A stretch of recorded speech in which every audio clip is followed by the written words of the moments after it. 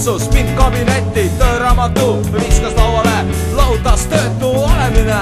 Tänapäeval kellelegi häbi ei tee, pole midagi personaalset, on ülemaailmne majanduskriis, millest raadio ja lehed pasundavad, see meiegi firma põhja viis.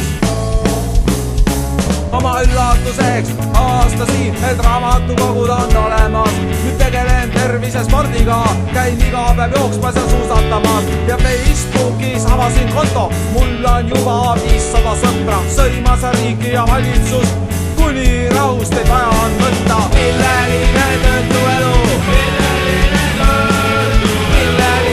töötu elu, milleline töötu elu, milleline töötu elu.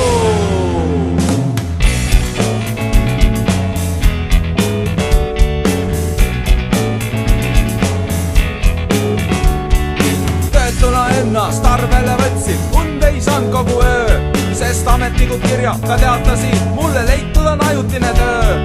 Lund rookida, lehti riisuda, tänan ei soovi ma. Soojas kontoris arvuti taga peab istuma professionaal. Käigu persede kuradi Eesti, mul taskus on lennukipilet. Teisele poole maakera, Austraaliasse lendama nimel. Jain seal kukkur loomi, korjan jaalinnumune ja tagasi koju võib olla